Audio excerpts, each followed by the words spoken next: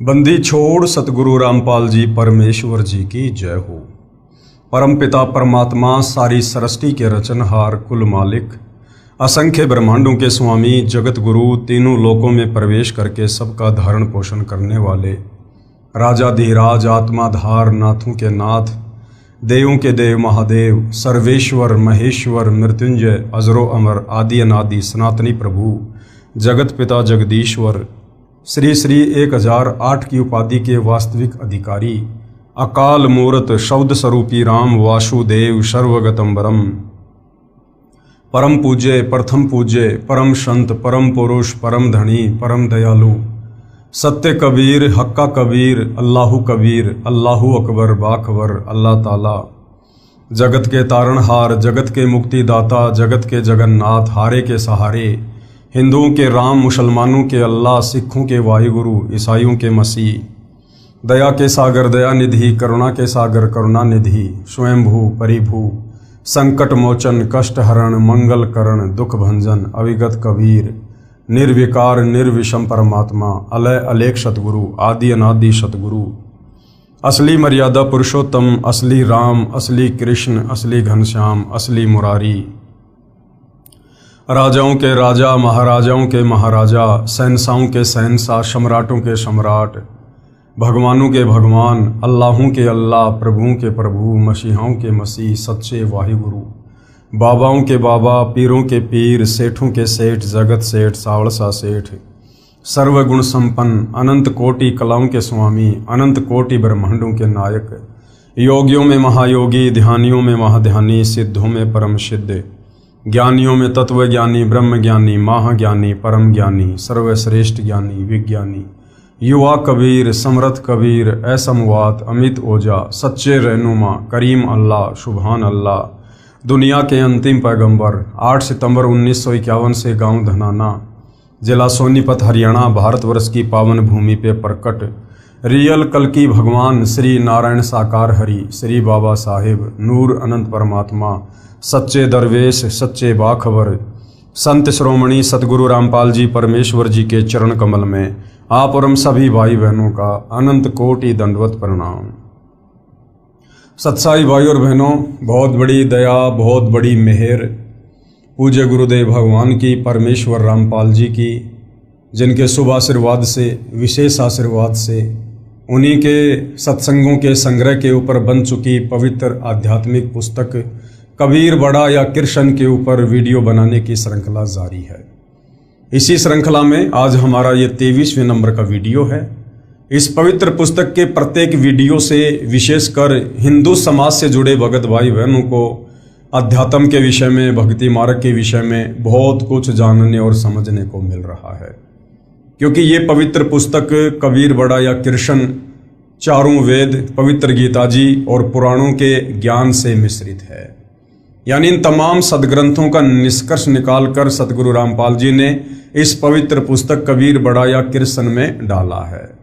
इस पुस्तक को धैर्यपूर्वक रुचि लेकर यदि आप पढ़ेंगे तो अवश्य आप जी अपने सदग्रंथों के विषय में उन सदग्रंथों में लिखी सच्चाई के विषय में भक्ति और भगवान के विषय में पूर्णतया सारा सच जान पाएंगे, जो सच आज तक हमारे तत्व ज्ञानहीन नादान गुरु हमें नहीं बता पाए। तो भाइयों और बहनों, इस पवित्र पुस्तक पर जो टॉपिक चल रहा है वो है जनता की अदालत। यानी जनता की अदालत में जज खुद जनता है, क्योंकि वर्तमान की जनता पढ़ी लिखी है, शिक्षित है, अपनी आंखों से सदग्रंथों में लिखी सच्चाई को देखकर निर्णय कर सकती है। मुकदमा है कि कबीर बड़ा या कृष्ण श्री कृष्ण उर्फ विष्णु की वकालत कर रहे हैं तमाम हिंदू धर्मगुरु आचार्य शंकराचार्य। उनका कहना है कि श्री कृष्ण जी ही पूर्ण परमात्मा है। श्री कृष्ण उर्फ विष्णु, इनके कोई माता पिता नहीं है, ये अजन्मा है, अविनाशी हैं, इन्होंने सारी सृष्टि को रचा है। दूसरी तरफ कबीर जी के वकील सतगुरु रामपाल जी ने जनता की अदालत में हिंदू धर्म ग्रंथों को दिखा दिखाकर ये साबित कर दिया कि श्री कृष्ण उर्फ विष्णु ये नाशवान है, इनका जन्म होता है, इनकी मृत्यु होती है, ये अविनाशी नहीं है। इनकी माता का नाम दुर्गा है, इनके पिता का नाम काल ब्रह्म है। अब भाइयों और बहनों, जनता की अदालत में शिक्षित जनता अपनी आंखों से अपने ही हिंदू धर्म ग्रंथों में लिखी सच्चाई को देखकर अध्यात्म से परिचित हो रही है और अध्यात्म को और ज्यादा जानने की रुचि उनमें जो है उत्पन्न हो रही है। और इसी रुचि के तहत सतगुरु रामपाल जी से जनता तरह तरह के सवाल कर रही है और प्रत्येक सवाल का सतगुरु रामपाल जी प्रमाणित जवाब भी दे रहे हैं। इस विषय में सतगुरु रामपाल जी ने एक कथा सुनाई दिल्ली के बादशाह राजा सिकंदर लोदी की, जो लगभग 650 साल पहले दिल्ली के सम्राट थे। उनको किस प्रकार से असाध्य जलन का रोग हो गया था। उस रोग को ना कोई हिंदू धर्म गुरु ठीक कर पाया, ना मुसलमान धर्म का कोई पीर और औलिया उसको ठीक कर पाया। उसके बाद राजा सिकंदर लोदी कबीर जी के चरणों में नतमस्तक हुआ।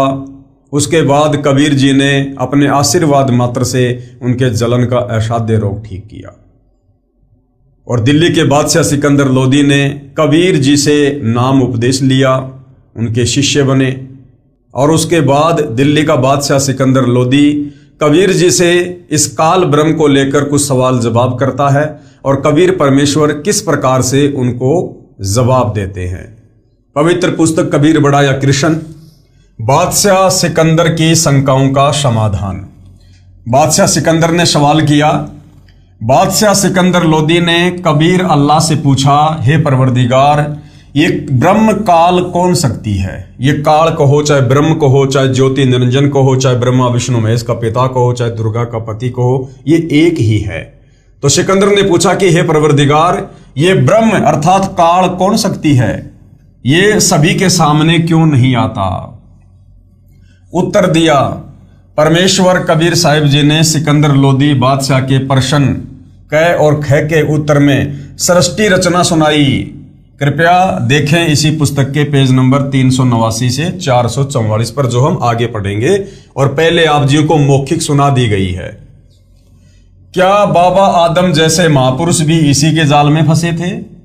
अब सिकंदर लोदी ने पूछा कि जिस प्रकार ये हिंदू धर्म के जाने माने संत महात्मा ऋषिजन आचार्य शंकराचार्य ये सारे के सारे आप जी कह रहे हो कि ये काल ब्रह्म के जाल में फंसे हुए थे, तो क्या हमारे धर्म में जो बाबा आदम था, क्या वो भी इसी काल ब्रह्म के जाल में फंसा हुआ था? तो परमेश्वर जी ने क्या कहा? गए के उत्तर में बताया कि पवित्र बाइबल में उत्पत्ति विषय में लिखा है कि पूर्ण परमात्मा मनुष्यों तथा अन्य प्राणियों की रचना 6 दिन में करके तख्त अर्थात सिंहासन पर चला गया। उसके बाद इस लोक की बागडोर यानी 21 ब्रह्मांड की बागडोर इस ब्रह्म ने संभाल ली, इस काल ने संभाल ली। इसने कसम खाई है कि मैं सबके सामने कभी नहीं आऊंगा, इसलिए सभी कार्य अपने तीनों पुत्रों रजगुण ब्रह्मा, सतगुण विष्णु तथा तमगुण शिव के द्वारा करवाता रहता है, या स्वयं किसी के शरीर में प्रवेश करके प्रेत की तरह बोलता है। जैसे महाभारत युद्ध के समय श्री कृष्ण जी के शरीर में ये काल ब्रह्म प्रेतवत प्रवेश करके गीता जी का ज्ञान बोल गया। या फिर आकाशवाणी करके आदेश देता है। प्रेत, पितर तथा अन्य देवों यानी फरिश्तों की आत्माएं भी किसी के शरीर में प्रवेश करके अपना आदेश करती हैं, परंतु श्रद्धालुओं को पता नहीं चलता कि ये कौन शक्ति बोल रही है। पूर्ण परमात्मा ने मांस खाने का आदेश नहीं दिया।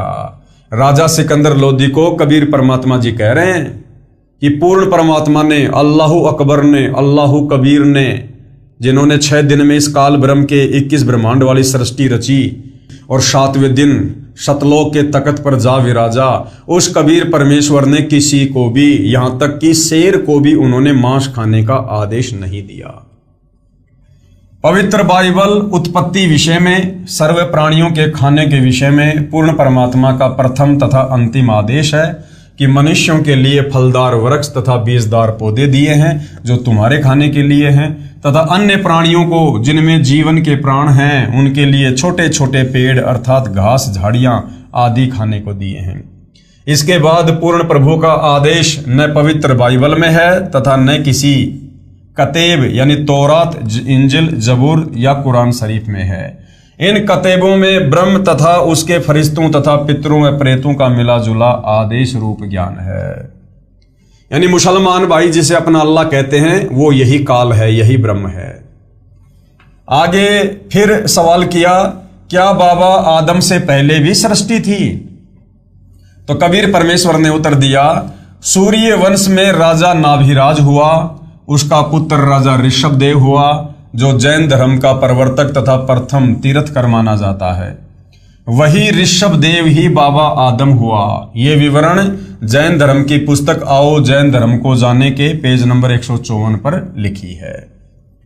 इससे स्पष्ट है कि बाबा आदम से भी पहले सृष्टि थी।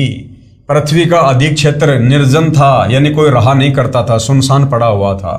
एक दूसरे क्षेत्र के व्यक्ति भी आपस में नहीं जानते थे कि कौन कहाँ रहता है। ऐसे स्थान पर ब्रह्म ने यानी काल ने फिर से मनुष्य आदि की सृष्टि की। उत्पत्ति ऐसे स्थान पर की जो अन्य व्यक्तियों से कटा हुआ था।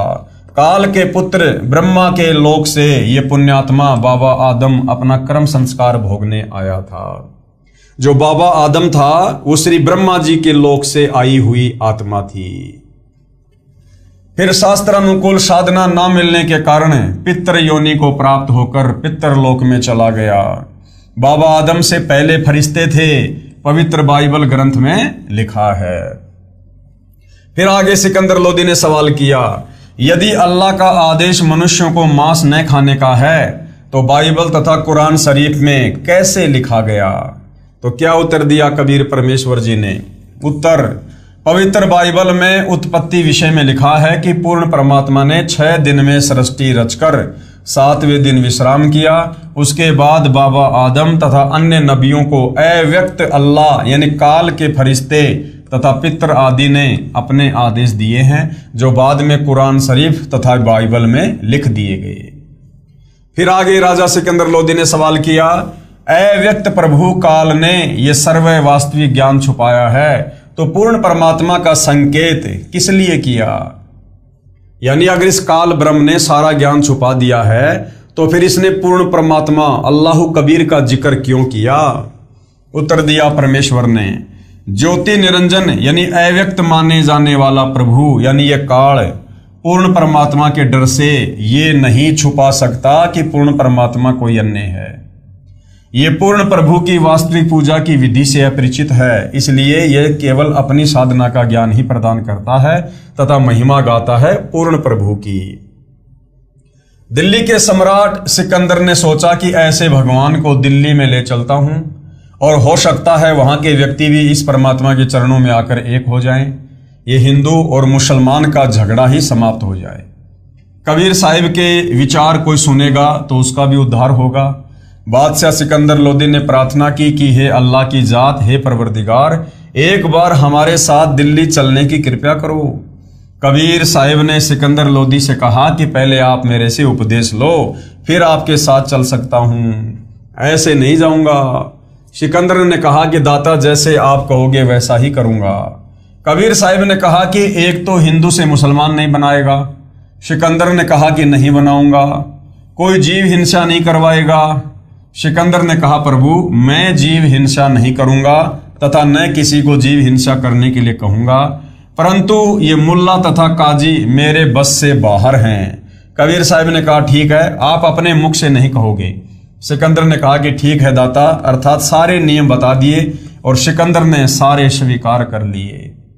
अब बेचारा सिकंदर स्वीकार तो इसलिए कर रहा था भाई और बहनों, क्योंकि उसका असाध्य जलन का रोग ठीक हो गया था और उसको डर था कि यदि मैंने अब इनके प्रत्येक वचन को फॉलो नहीं किया तो कहीं फिर से मुझे वो असाध्य रोग ना हो जाए। परमेश्वर कबीर साहिब जी से दीक्षा ग्रहण कर ली तथा सभी नियमों को आजीवन पालन करने का प्रण किया।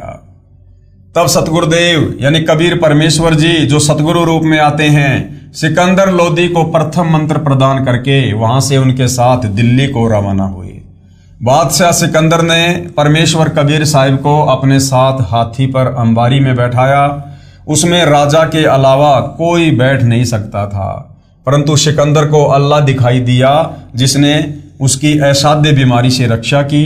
उसके सामने मुर्दा यानी स्वामी रामानंद जी को भी जीवित कर दिया। जब सिकंदर लोदी के धार्मिक गुरु शेख तकी को पता चला कि राजा स्वस्थ हो गया है, और इसके सामने कबीर परमेश्वर ने स्वामी रामानंद जी का कटा शीश जोड़कर जीवित कर दिया। उसने सोचा कि अब मेरे नंबर कटेंगे, अर्थात मेरी महिमा कम हो जाएगी, मेरी कमाई तथा प्रभुता गई। शेख तकी को शायब कबीर से ईर्ष्या हो गई। वह विचार करने लगा कि किसी प्रकार इसको नीचा दिखाऊं ताकि सिकंदर के हृदय से ये उतर जाए और मेरी प्रभुता बनी रह जाए।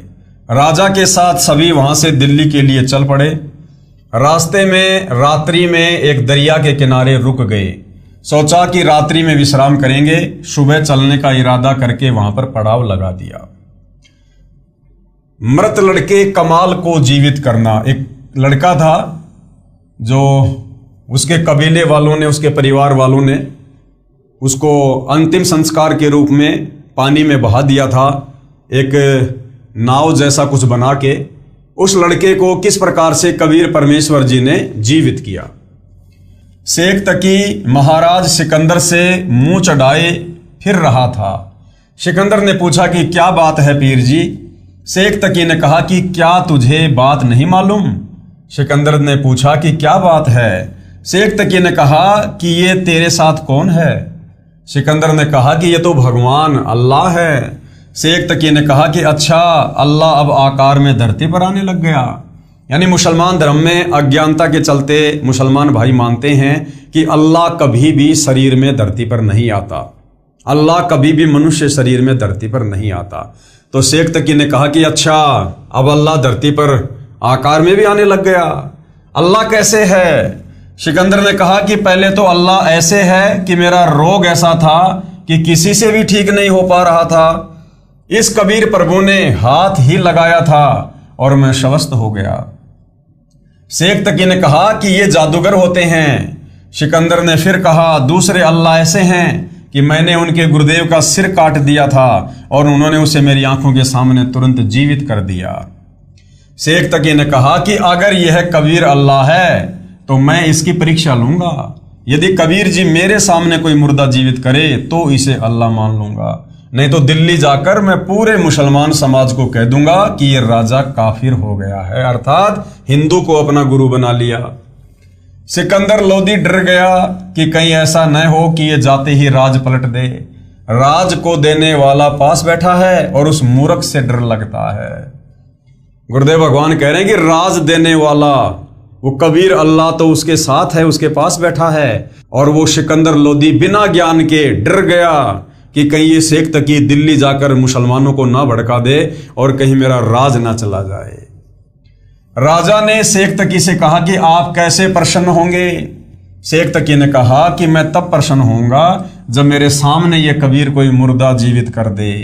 राजा ने अपनी समस्या कबीर जी को बताई कि मेरे पीर ने कहा है कि यदि कबीर मेरे सामने मुर्दा जीवित कर दे तो मैं इसकी सब बातें मानने को तैयार हूं, अन्यथा सब मुसलमानों को मेरे विरुद्ध कर देगा, मेरे राज को भी खतरा पैदा कर देगा।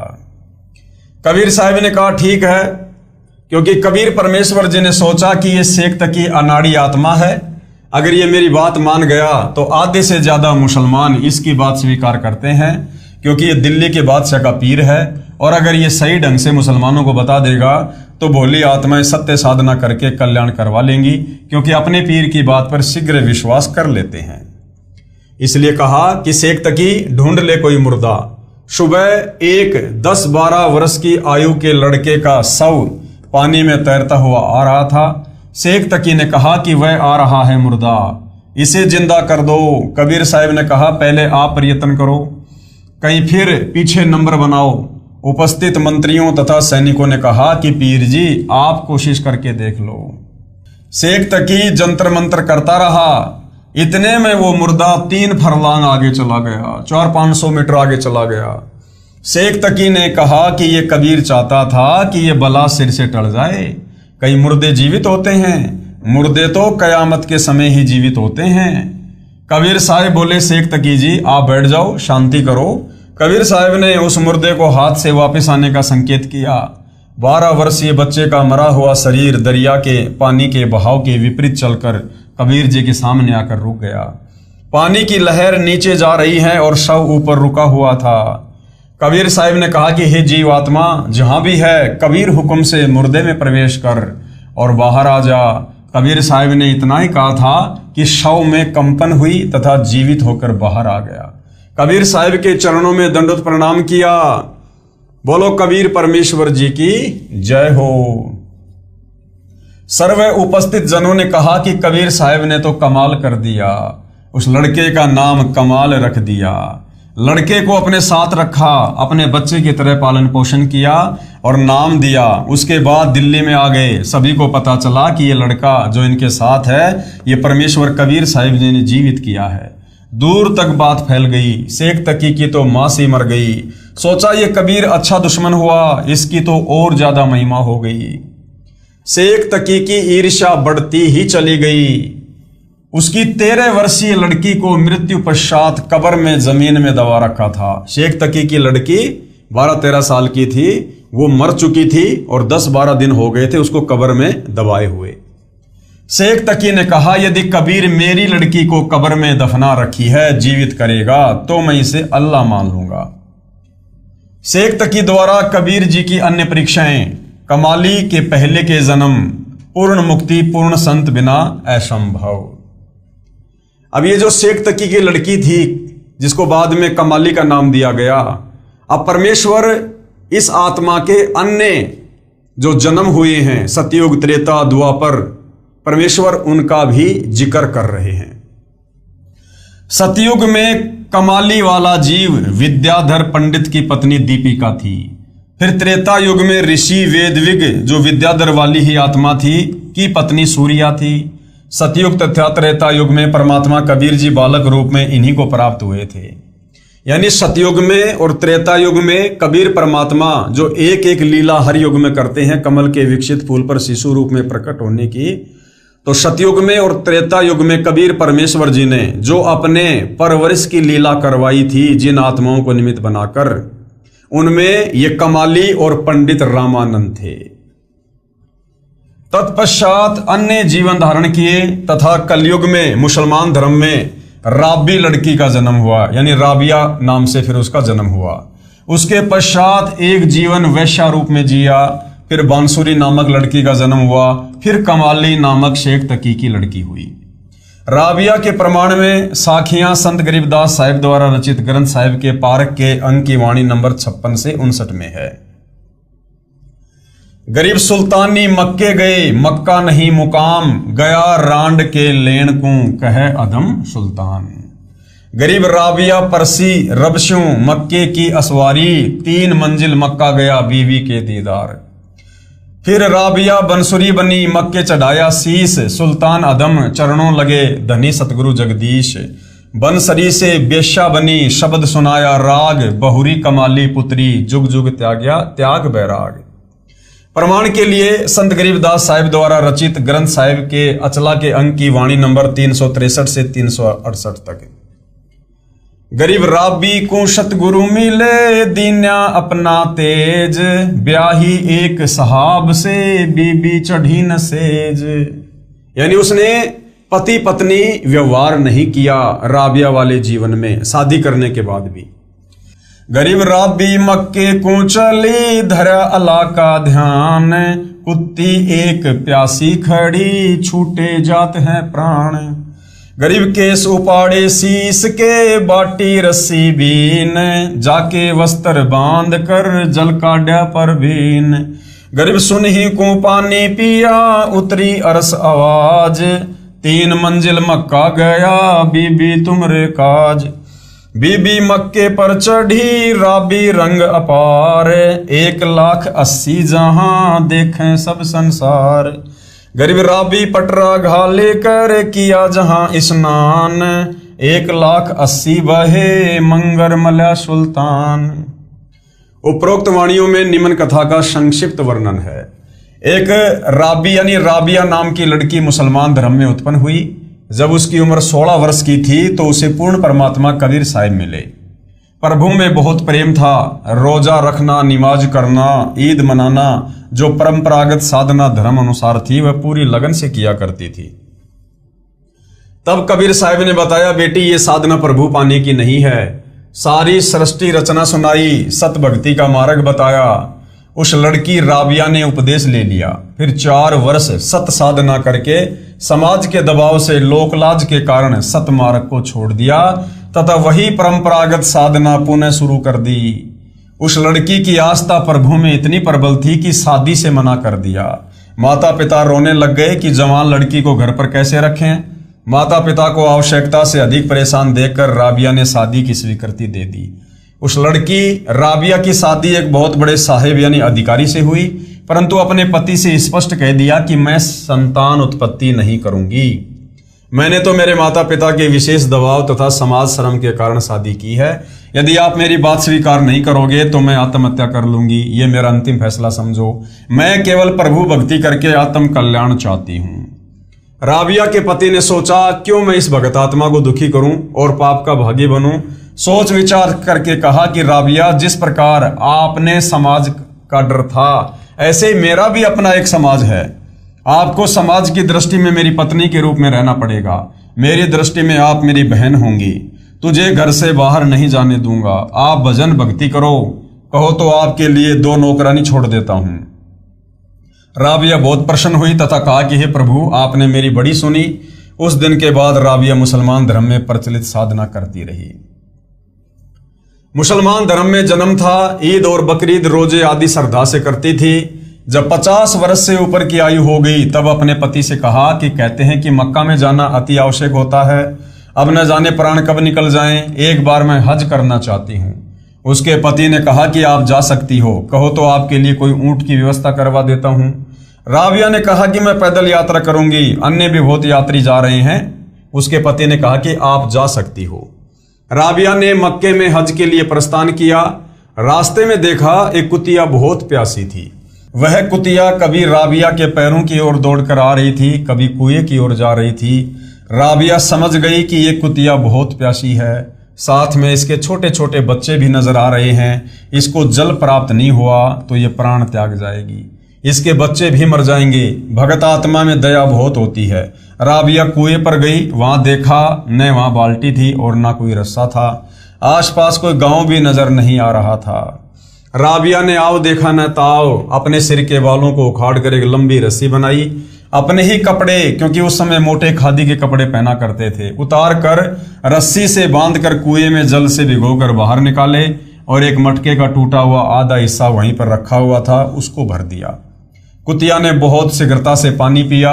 राबिया का सारा शरीर लहूलुहान हो गया। अपने कपड़ों से सारे शरीर को पोंछकर और उन कपड़ों को धोकर पहन लिया तथा जैसे ही चलने के लिए तैयार हुई, इतने में वह मक्का ज्यों का त्यों यानी वहां से उठकर राबिया के लिए उस कुएं के पास आ गया। आकाशवाणी हुई कि हे भगतमती, तेरे लिए वह मक्का 3 मंजिल अर्थात 60 मील से उड़कर आया है। आप इसमें प्रवेश करो। राबिया ने उसमें प्रवेश किया। मक्का वहां से उठा और वायुयान की तरह उड़कर वापस यथास्थान पर आ गया। इस लीला को देखकर समाज में एक विशेष चर्चा हो गई कि भक्ति हो तो राबिया जैसी। मुसलमान समाज में मीराबाई की तरह राबिया का नाम आदर के साथ लिया जाने लगा। सभी उसका विशेष सत्कार करने लगे। कुछ समय पश्चात राबिया ने प्राण त्याग दिए और दूसरा जन्म मुसलमान धर्म में एक बनसूरी नाम की लड़की का हुआ। क्योंकि जहां जीव के संस्कार होते हैं वहीं उसकी उत्पत्ति होती रहती है। इतनी अच्छी धार्मिक वृत्ति की लड़की बहुत अच्छे प्रभु के गुणगान करती थी और अपनी धार्मिक पूजा मुसलमान धर्म के अनुसार पूरी आयु करती रही। उस लड़की ने भी लोकवेद के आधार से यही सुना था कि यदि मक्का में प्राण निकल जाएं तो उसके लिए जन्नत का द्वार खुल जाता है, यानी वह जीव सीधा स्वर्ग बहिश्त चला जाता है। वृद्ध होने पर हज करने मक्का में गई। सोचा कि इससे अच्छा सुअवसर और क्या होगा यदि मक्का में प्राण निकल जाएं और स्वर्ग प्राप्ति हो जाए। लड़की ने अपना सिर काटकर मक्के में चढ़ा दिया। सारे मुसलमान समाज में इस बात की विशेष चर्चा हो गई कि कुर्बानी प्रभु के नाम पर ऐसे होती है, बनसूरी तो जन्नत में जाएगी। अब यहां नादान व्यक्तियों को सोचना चाहिए कि कुर्बानी अपनी करनी चाहिए, प्रभु के नाम पर बकरे और गाय या मुर्गे की नहीं। वास्तव में कुर्बानी प्रभु चरणों में समर्पण तथा सत्य भक्ति की होती है। शीश काट देने तथा अविधि पूर्वक साधना करने से मुक्ति नहीं होती। ये तो काल की भूल भुलैया है। कुर्बानी गर्दन काटने से नहीं होती, समर्पण से होती है, यानी मर्यादा में रहकर भक्ति करने से होती है। प्रभु के निमित्त हृदय से समर्पण कर दे कि हे प्रभु, तन भी तेरा, धन भी तेरा, ये दास या दासी भी तेरी। ये कुर्बानी प्रभु को पसंद है। हिंसा हत्या प्रभु कभी पसंद नहीं करता। उसके बाद उसी लड़की राबिया का तीसरा जन्म अन्य समाज में हुआ। कर्म आधार पर वैश्या बनी। पूर्ण परमेश्वर सत्य पुरुष कबीर साहिब ही जीव के पाप कर्म काट सकता है, अन्य नहीं काट सकते। जैसे हिंदुस्तान का राष्ट्रपति फांसी की सजा को भी क्षमा कर सकता है, अन्य सजाएं तो कहना ही क्या है, अन्य कोई भी फांसी की सजा को क्षमा नहीं कर सकता। इसी प्रकार पूर्ण परमात्मा यानी परम शक्ति युक्त कबीर साहिब हमारे सर्व दुखों का निवारण कर सकते हैं, अन्य कोई खुदा किस्मत में लिखे कष्ट को समाप्त नहीं कर सकता। राबिया की शेष कथा। राबिया वाली आत्मा ने वैश्या का जीवन पूर्ण करके प्राण त्याग दिए। उसी राबिया का चौथा मानव जन्म शेख तकी की यानी पीर के यहाँ लड़की के रूप में हुआ। जो सिकंदर लोदी का धार्मिक गुरु दिल्ली में था, 12 वर्ष की आयु पूरी करके वह लड़की शरीर त्याग गई। उसको कब्र में दबा दिया गया। कबीर साहिब कहते हैं कि गरीब जो जन मेरी शरण है, ताका हूं मैं दास, और गैल गैल लाग्या रहूं जब तक धरणी आकाश। गरीब जो बच्चा गऊ की नजर में, यूं साईं को संत, भक्तों के पीछे फिरे भगत वत्सल भगवंत।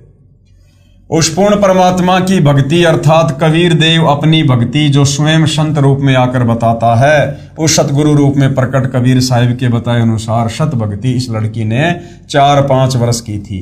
उसके बाद त्याग दी थी। उस भक्ति के परिणाम स्वरूप इसको लगातार 3 मनुष्य शरीर प्राप्त हुए। उसका आगे मनुष्य जीवन का संस्कार शेष नहीं था।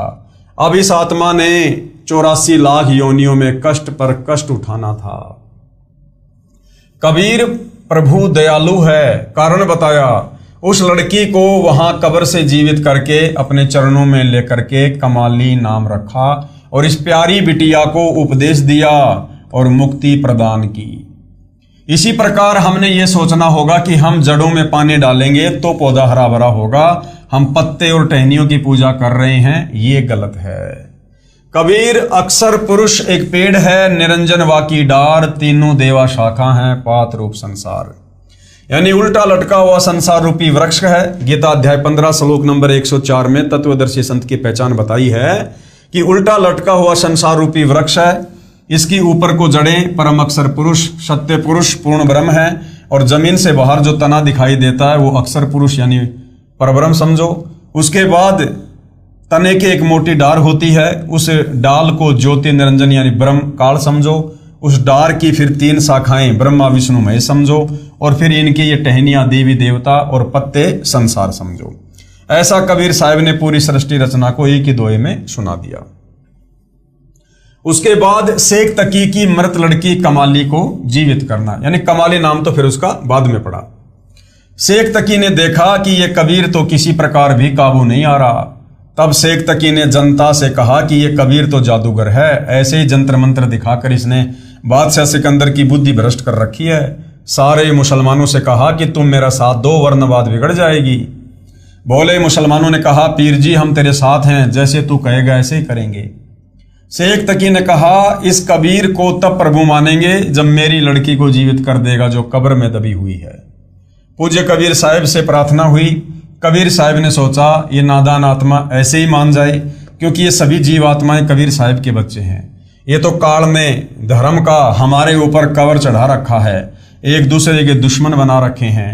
शेख तकी की लड़की का शव कब्र में दबा रखा था। शेख तकी ने कहा कि यदि मेरी लड़की को जीवित कर दे तो मैं इस कबीर को अल्लाह स्वीकार कर लूंगा और सभी जगह ढिंढोरा पिटवा दूंगा कि ये कबीर जी भगवान है।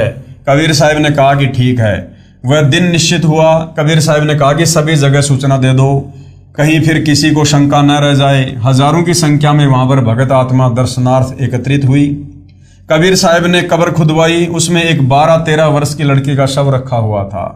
कबीर साहिब ने शेख तकी से कहा कि पहले आप जीवित कर लो। सभी उपस्थित जनों ने कहा कि महाराज जी यदि इसके पास कोई ऐसी शक्ति होती तो अपने बच्चे को कौन मरने देता है। अपने बच्चे की जान के लिए व्यक्ति अपना तन मन धन लगा देता है। हे दीनदयाल आप कृपया करो, पूज्य कबीर परमेश्वर ने कहा कि हे शेख तकी की लड़की जीवित हो जा। 3 बार कहा लेकिन लड़की जीवित नहीं हुई। शेख तकी ने तो भंगड़ा पा दिया, नाचे कूदे कि देखा न पाखंडी का पाखंड पकड़ा गया। कबीर साहब उसको नचाना चाहते थे कि इसको नाचने दो। कबीर राज त्यागना सहज है, सहज त्रिया का ने, मान बढ़ाई ईर्ष्या दुर्लभ तजनाई। मान बढ़ाई ईर्ष्या की बीमारी बहुत भयानक है। अपनी लड़की के जीवित न होने का दुख नहीं, कबीर साहब की पराजय की खुशी मना रहा था। कबीर साहब ने कहा कि बैठ जाओ महात्मा जी, शांति रखो। कबीर साहब ने आदेश दिया कि हे जीवात्मा जहां भी है, कबीर आदेश से इस शव में प्रवेश करो और बाहर आओ। कबीर साहब का कहना ही था, इतने में शव में कंपन हुआ और वह लड़की जीवित होकर बाहर आ गई। कबीर साहब के चरणों में दंडवत प्रणाम किया। बोलो सतगुरुदेव भगवान की जय हो। उस लड़की ने 1.5 घंटे तक कबीर साहब की कृपा से प्रवचन किए। कहा, हे भोली जनता, ये भगवान आए हुए हैं, पूर्ण ब्रह्म अनंत कोटि ब्रह्मांड के परमेश्वर हैं। क्या तुम इसको एक मामूली जुलाहा धानक मान रहे हो? हे भूले भटके प्राणियों, ये आपके सामने स्वयं परमेश्वर आए हैं। इनके चरणों में गिरकर अपने जन्म मरण का दीर्घ रोग कटवाओ और शतलोक चलो, जहां पर जाने के बाद जीवात्मा जन्म मरण के चक्कर से बच जाती है। कमाली ने बताया कि इस काल के जाल से बंदी छोड़ कबीर साहब के बिना कोई नहीं छुड़ा सकता। चाहे हिंदू पद्धति से तीर्थ व्रत, गीता, भागवत, रामायण, महाभारत, पुराण, उपनिषद, वेदों का पाठ करना, राम कृष्ण ब्रह्मा विष्णु शिव शेरावाली, आदि माया, आदि भवानी, प्रकृति देवी और ज्योति निरंजन की उपासना भी क्यों ना करें, जीव 84 लाख प्राणियों के शरीर के कष्ट से नहीं बच सकता। और मुसलमान पद्धति से भी जीव काल के जाल से नहीं छूट सकता। जैसे रोजे रखना, ईद बकरीद मनाना, 5 वक्त नमाज करना, मक्का मदीना में जाना, मस्जिद में बंग देना आदि सब व्यर्थ है, बेकार है। कमाली ने सर्व उपस्थित जनों को संबोधित करते हुए अपने पिछले जन्मों की कथा सुनाई, जो उसे कबीर साहब की कृपा से याद हो आई थी, जो कि आप पहले पढ़ चुके हैं। कबीर साहब ने कहा कि बेटी अपने पिता के साथ जाओ। वो लड़की बोली, मेरे असली पिता तो आप हैं, ये तो नकली पिता है। इसने तो मैं मिट्टी में दबा दी थी। मेरा और इसका हिसाब किताब बराबर हो चुका है। सभी उपस्थित व्यक्तियों ने कहा कि कबीर परमेश्वर ने कमाल कर दिया, और कबीर साहब ने लड़की का नाम कमाली रख दिया और अपनी बेटी की तरह रखा और नाम दिया। उपस्थित व्यक्तियों ने हजारों की संख्या में कबीर परमेश्वर से उपदेश ग्रहण किया। अब शेख तकी ने सोचा कि ये तो और भी बात बिगड़ गई, मेरी तो सारी प्रभुता गई। उसके बाद क्या किया? सिकंदर लोदी के धार्मिक गुरु शेख तकी ने कबीर साहब को सरसों के गर्म तेल के कड़ाही में डालना। अब शेख तकी ने देखा कि कबीर साहब जी की तो और अधिक महिमा हो गई। वह फिर साहब को किसी न किसी प्रकार से नीचा दिखाने की योजना बनाने लगा। इतनी लीला देखकर भी शेख तकी की नीच की आंखें नहीं खुली। परमात्मा सामने थे, परंतु मान बढ़ाई वह स्वीकार नहीं कर रहा था। कुछ दिनों के पश्चात फिर शेख तकी ने मुसलमानों को इकट्ठा किया और कहा कि यह कबीर कोई जादूगर है, हम इसकी एक और परीक्षा लेंगे। हजारों की संख्या में मुसलमान शेख तकी के साथ राजा सिकंदर के पास गए तथा कहा कि हम इस कबीर को उबलते सरसों के तेल के कढ़ाई में डालेंगे। यदि ये नहीं मरा तो हम इसको भगवान मान लेंगे। सिकंदर लोदी घबरा गया कि कहीं ये मेरे राज को ना पलट दें। कबीर साहब के पास गया और प्रार्थना की कि महाराज जी, मैं आपको यहाँ पर लाया तो था सेवा करने के लिए, लेकिन मैंने तो आपको दुखी कर दिया। कबीर साहब ने पूछा, क्या बात है राजन? सिकंदर लोदी ने कहा कि साहब आप तो जानी जान हो, शेख तकी ऐसे ऐसे कह रहा है। कबीर साहब जी बोले, राजन कोई बात नहीं, इन्होंने तो मुझे खत्म करना ही है, आज नहीं तो कल करेंगे, आज ही टंटा कट जाए तो बहुत अच्छा है। कबीर साहब ने कहा कि कह दे उसको कि तेल गरम कर लेंगे। कबीर साहब जी सोचते थे कि ये नादान शेख तकी ऐसे ही मान जाए। सिकंदर लोदी ने शेख तकी से कहा कि कर लो तेल गरम। शेख तकी ने बहुत मोटी मोटी लकड़ी लगाकर तेल के कढ़ाई को बहुत उबाल दिया और कहा, इस कबीर को उठाकर इसमें डाल दो। कबीर साहब बोले कि शेख जी ये कष्ट भी क्यों कर रहे हो, मैं स्वयं ही बैठ जाऊंगा। पूज्य कबीर साहब जी उस उबलते तेल के कढ़ाई में प्रवेश कर गए। केवल गर्दन बाहर दिखाई दे रही थी, शेष शरीर उस उबलते हुए तेल में था। कबीर साहब जी आराम से बैठे थे, जैसे ठंडे पानी में बैठे हों। शेख तकी ने कहा, यह जंतर मंत्र जानता है, इसने इस तेल को ठंडा कर दिया है, ये वैसे उबलता हुआ दिखाई दे रहा है। सिकंदर लोदी ने सोचा कि कहीं सचमुच ये ठंडा हो गया हो। सिकंदर ने परीक्षण के लिए उस उबलते हुए तेल के कढ़ाई में उंगली देनी चाहिए। कबीर साहब ने कहा कि राजा इसमें उंगली मत देना, कहीं इस बावड़ी बूंच के चक्कर में आकर हाथ नष्ट करवा ले, ये इतना गर्म है कि उंगली ढूंढी नहीं मिलेगी। सिकंदर ने सोचा कि जब कबीर साहब जी तेल में बैठे तो मुझे क्या होगा। ये सोचकर मना करते करते उस उबलते हुए तेल के कढ़ाई में उंगली दे दी। जितनी उंगली तेल में गई थी उतनी कटकर अलग हो गई और राजा दर्द के मारे बेहोश हो गया। कबीर साहब ने सोचा कि यह नादान बादशाह इस ईर्ष्यालु शेख तकी के चक्कर में मरेगा। कबीर साहब तेल के कढ़ाई से बाहर आए, सिकंदर को होश में लाया गया। इतनी पीड़ा थी कि फिर बेहोश हो गया। कबीर साहब ने उंगली को पकड़कर पूरा कर दिया। बादशाह सिकंदर सचेत हो गया। सिकंदर ने क्षमा याचना करते हुए कहा कि मुझे माफ कर दो दाता, मेरे से गलती हो गई। कबीर साहब ने कहा कि राजन आपका दोष नहीं है, काल नहीं चाहता कि मेरे बच्चे मुझे पहचान लें। उसके बाद फिर शेख तकी ने और परीक्षा ली कबीर परमेश्वर जी की, और इस प्रकार से कुल 52 प्रकार की परीक्षाएं 650 साल पहले कबीर परमेश्वर जी के साथ की गई। शेख तकी द्वारा कबीर साहब को गहरे कुएं यानी झेरे कुएं में डालना। शेख तकी ने देखा कि ये तो ऐसे भी नहीं मरा, मुसलमानों को पुनः इकट्ठा किया और कहा कि अब की बार इस कबीर को कुएं में डालकर ऊपर से मिट्टी, ईंटें और रोड़े डाल देंगे, तब देखेंगे ये कैसे बचेगा। भोली जनता तो जैसे पीर जी कहें वैसे ही करने को तैयार थी।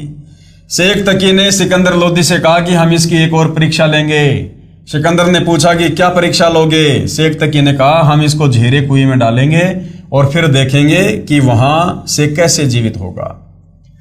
अब इतनी लीला देखकर भी राजा का अपने मालिक खुदा कबीर पर विश्वास नहीं बना, नहीं तो धमका देता कि जा कर ले तूने जो करना है, मैं नहीं दुखी करूं अपने भगवान को। फिर देखता उसका राज्य जाता या और मौज हो जाती। राजा ने सोचा कहीं मेरा राज्य ना चला जाए। सिकंदर लोदी राजा ने साहिब से प्रार्थना की कि ये शेख तकी तो नहीं मानता और आज ऐसे ऐसे जिद किए हुए है। पूज्य कबीर साहिब जी ने कहा, ठीक है, कर लेने दो इसको, जो ये करे, मेरा भी टंटा कटे, मैं भी दुखी हो लिया, कह दे कि तूने जो करना है कर ले। शेख तकी कबीर साहिब जी को बांध जूड़ कर ले गया, यानी राजमहल से ही कबीर परमात्मा जी को रस्सियों में बांध कर लेकर गए और जाकर गहरे झेरे कुएं में डलवा दिया। वहां पर हजारों व्यक्तियों को इकट्ठा किए हुए था। बहुत गहरा अंधा कुआं जिसमें पानी गंदा और थोड़ा सा पड़ा था और ऊपर से मिट्टी, कांटेदार छड़ी, गोबर, ईंट आदि से 150 फुट ऊंचा पूरा भर दिया। फिर शेख तकी हाथ मुंह धोकर सिकंदर लोदी के पास गया तथा कहा कि राजा कर दिया तेरे शेर को समाप्त। उसके ऊपर इतनी मिट्टी डाल दी कि अब किसी भी प्रकार बाहर नहीं आ सकता। सिकंदर लोदी ने पूछा, पीर जी आप किसकी बात कर रहे हो। शेख तकी बोला कि तेरे गुरुदेव कबीर की, उसको आज हमने समाप्त कर दिया। सिकंदर ने कहा कि पीर जी, पूज्य कबीर साहब जी तो अंदर कमरे में बैठे हैं, वे तो कहीं पर गए ही नहीं। शेख तकी ने अंदर जाकर देखा तो पूज्य कबीर साहब अंदर कमरे में आसन पर आराम से बैठे थे। शेख तकी की तो और ज्यादा ईर्ष्या हो गई कि यह कबीर तो मारे से नहीं मर रहा, अब क्या किया जाए। अन्य समझदार व्यक्ति तो मान गए, हजारों ने उपदेश लिया, प्रभु कबीर जी के शिष्य बने, परंतु वह शेख तकी दुष्ट नहीं माना। अब राजा सिकंदर लोदी को कबीर परमात्मा इस प्रकार के चमत्कार या लीला कहिए दिखा दिखा के दृढ़ करना चाहते थे, लेकिन कबीर परमेश्वर जी का ज्ञान ना समझ पाने के कारण राजा उल्टा डर और भय में जी रहा था। साथ ही जनता की अदालत में सतगुरु रामपाल जी इस प्रकार के ढेरों प्रमाण दिखा दिखाकर जनता को भी और श्री कृष्ण उर्फ विष्णु जी के तमाम वकील हिंदू धर्म गुरुओं को भी ये बताना चाह रहे हैं कि कबीर ही परमेश्वर है, वो अविनाशी है, अकाल मूर्त है, वो कभी किसी के द्वारा मारा नहीं जा सकता है। शाह तकी नहीं लखी निरंजन चाल रे, इस पर्चे ते आगे मांगे जवाल रे। शेख तकी बंदी छोड़ कबीर परमेश्वर की महिमा को नहीं समझ पाया। उसको चाहिए था कि भगवान के चरणों में गिरकर क्षमा याचना करता तथा अपना आत्म कल्याण करवाता, परंतु मान बड़ा वश होकर साहिब का दुश्मन बन गया। शेख तकी ने और भी बहुत से जुल्म किए। कबीर साहब काशी लौट गए। फिर और क्या किया शेख तकी ने कबीर परमेश्वर जी को आम व्यक्ति समझकर? शेख तकी द्वारा कबीर साहब को गुंडों से मरवाने की निष्फल कुचेष्टा। कबीर साहब के काशी आने के बाद शेख तकी ने सोचा कि यह कबीर तो किसी भी प्रकार नहीं मर रहा। वह कबीर साहब को मारने के लिए रात्रि के समय कुछ गुंडों को साथ लेकर कबीर साहब की झोपड़ी पर गया। कबीर साहब सो रहे थे, लीला कर रहे थे परमात्मा, उन्होंने क्या सोना था। शेख तकी ने गुंडों से कहा कि इसके टुकड़े टुकड़े कर दो। गुंडों ने तलवार से पूज्य कबीर साहब जी के टुकड़े टुकड़े कर दिए और अपनी तरफ से मरा हुआ जानकर चल पड़े। जब वे झोपड़ी से बाहर निकले तो पीछे से कबीर साहब ने उठकर कहा कि पीर जी दूध पीकर जाना, ऐसे थोड़े जाते हैं। शेख तकी व उसके गुंडों ने सोचा कि ये भूत है, वहां से भाग गए। उन गुंडों को तो बुखार हो गया, कई दिन तक बुखार नहीं उतरा। फिर साहिब कबीर उनके पास गए और उनको ठीक किया तथा कहा कि ये पीर तुम्हें मरवा कर छोड़ेगा, ये तुम्हें गुमराह कर रहा है। तब उन्होंने कबीर साहब से क्षमा याचना की। श्री कृष्ण जी की उपस्थिति में ऋषि दुर्वासा के श्राप से श्री कृष्ण जी का पूरा परिवार व पूरा यादव कुल आपस में लड़कर मर गया। अब कबीर परमेश्वर जी कितने शक्ति युक्त हैं और श्री कृष्ण उर्फ विष्णु ये कितने शक्ति युक्त हैं, ये जनता की अदालत में अब जनता को कबीर जी के वकील सतगुरु रामपाल जी उन तमाम हिंदू धर्म गुरुओं के सामने बता रहे हैं कि अभी तो आपने देखा कि किस प्रकार से बादशाह सिकंदर लोदी का धार्मिक पीर शेख तकी कबीर परमेश्वर को मारने की कुचेष्टा करता है, कितने प्रयास करता है, तरह तरह के हथकंडे अपनाता है, लेकिन वो विफल हो जाता है। क्योंकि कबीर परमात्मा अविनाशी हैं, उनका शरीर हाड़ मांस का नहीं है, उनका शब्द रूप है। और फिर श्री कृष्ण और विष्णु के विषय में जनता की अदालत में बताया जा रहा है कि किस प्रकार से श्री कृष्ण जी का, उनके पूरे परिवार का, उनके रिश्तेदारों का, उनके यादव समाज का ऋषि दुर्वासा के शराप के चलते सर्वनाश हो गया। 56 करोड़ यादव, जिनमें श्री कृष्ण और उनका पूरा परिवार भी शामिल था, आपस में कट कट करके मर गए एक दुर्वासा ऋषि के शराप के कारण। और उधर शेख तकी, उसने इतने जुल्म किए, वो कबीर परमेश्वर का बाल भी बाका नहीं कर पाया। तो कबीर बड़ा या कृष्ण, यही समझाया जा रहा है जनता की अदालत में। तो कबीर जी के वकील सतगुरु रामपाल जी कह रहे हैं कि श्री कृष्ण जी की उपस्थिति में ऋषि दुर्वासा के शराप से श्री कृष्ण जी का पूरा परिवार व पूरा यादव कुल आपस में लड़कर मर गया। श्री कृष्ण जी उस लड़ाई यानी गृह युद्ध को रोक नहीं पाए, अपने कुल की रक्षा नहीं कर पाए, तथा त्रेता युग में श्री विष्णु जी ने श्री रामचंद्र रूप में बाली राजा को पेड़ की ओट लेकर धोखे से मारा था, उसका बदला द्वापर युग में श्री कृष्ण रूप में देना पड़ा। यानी अपने कर्म भी ये विष्णु जी नहीं काट पाए। श्री कृष्ण जी को बाली वाली आत्मा, जो समय शिकारी, जो बालिया नाम से जन्मा था, उसने विषाक्त यानी जहर से बुझे तीर से मारा, अपनी रक्षा भी नहीं कर सके, तथा ऋषि दुर्वासा के श्राप से भी बचाव नहीं कर सके, जो 3 ताप में एक ताप है। संत गरीबदास जी ने कहा है कि तुम कौन राम का जपते जापम, ताते कटे ना तीनों तापम। अर्थात आप किस प्रभु को इष्ट रूप में मानकर जाप करते हो, यानी श्री विष्णु यानी राम भगवान की भक्ति से 3 ताप नहीं कट सकते। परम अक्षर ब्रह्म यानी कबीर जी ही 3 ताप काट देते हैं और होने वाले युद्ध को भी टाल सकते हैं। परमेश्वर कबीर जी की मृत्यु नहीं हुई, वे शरीर सतलोक गए थे।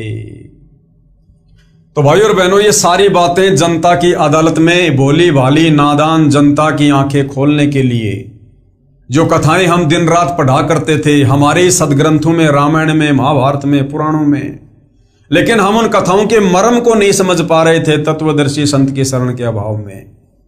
और ये हमारे नादान धर्म गुरु ये कथाएं जरूर सुनाते थे, परंतु तत्व ज्ञान के अभाव में इन कथाओं का मर्म, निष्कर्ष ना ये खुद जानते थे, ना ये जनता को समझा पाए। और भोली भाली जनता को पूर्ण ब्रह्म परमेश्वर कबीर साहिब की महिमा से दूर रखा। तो अब सतगुरु रामपाल जी जनता की अदालत में इन्हीं कथाओं को सुना सुनाकर जनता की आंखें खोल रहे हैं, उन्हें निष्कर्ष तक पहुंचा रहे हैं कि ये मनुष्य जन्म केवल परमात्मा प्राप्ति के लिए मिला है। और इस मनुष्य जन्म में हम परमात्मा प्राप्ति ना कर लें, तत्वदर्शी संत की शरण में ना चले जाएं, इसके लिए ये काल ना जाने कितने प्रकार के तरह तरह के हथकंडे अपनाता है। और उन्हीं हथकंडों में एक हथकंडा है ये तमाम धर्म गुरु खड़े करना। ये सारे के सारे काल के दूत हैं, काल के एजेंट हैं, चाहे मुसलमान धर्म के हों, चाहे हिंदू धर्म के हों, चाहे सिख या ईसाई धर्म के हों। तो जनता अब धीरे धीरे अपने धर्मशास्त्रों से ये सारे प्रमाण देखकर, कथाएं सुनकर अब धीरे धीरे विचार कर रही है। उनकी बुद्धि में ये बातें समा रही हैं कि वास्तव में परमात्मा कोई और है। हम श्री ब्रह्मा, श्री विष्णु, श्री महेश को परमात्मा मानते थे, ये तो बहुत छोटी शक्ति हैं, ये तो खुद जन्म और मरण में हैं। तो धीरे धीरे जनता अब अध्यात्म की ओर रुचि ले रही है। और भाई और बहनों, जब तक हम अपने धर्मशास्त्रों में वर्णित सत्य ज्ञान से, शास्त्र अनुकूल साधना से परिचित नहीं होंगे, तब तक भला हम कैसे निष्कर्ष निकाल सकते हैं कि हमने किस परमेश्वर की भक्ति करनी चाहिए जिससे हमारा जन्म मरण का रोग सदा सदा के लिए मिट जाए, कट जाए। तो अब जनता भी समझेगी और कोशिश करेंगे तो ये नादान धर्मगुरु भी समझेंगे। अन्यथा जनता शिक्षित है, इन नादान धर्मगुरुओं को छोड़कर, इनको फटकार कर जगत गुरु तत्वदर्शी सतगुरु रामपाल जी की शरण में आएगी और अपनी आत्मा का कल्याण करवाएगी। और जो नादान इतने सारे प्रमाण देखकर भी नहीं मानेंगे, वो फिर अपनी अंत में दुर्गति ही करवाएंगे। फिर वो लक 84 योनि में जाएंगे, नरक में गिरेंगे, तपस्या का कष्ट भोगेंगे या अन्य प्राणियों की योनियों में जन्म लेकर तरह तरह की पीड़ा भोगने पर मजबूर होंगे। तो भाई और बहनों, ये सिलसिला इसी प्रकार से चलता रहेगा। धीरे धीरे हम इस विषय को समझेंगे। तो आज के टॉपिक में केवल इतना ही। कल परमेश्वर जी के आशीर्वाद से हम फिर सेवा में हाजिर होंगे। तब तक पूज्य गुरुदेव भगवान हम सबको आज्ञा दे, आशीर्वाद दे, सद्बुद्धि दे, हमारा मार्गदर्शन करे। बंदी छोड़ सतगुरु रामपाल जी परमेश्वर जी की जय हो।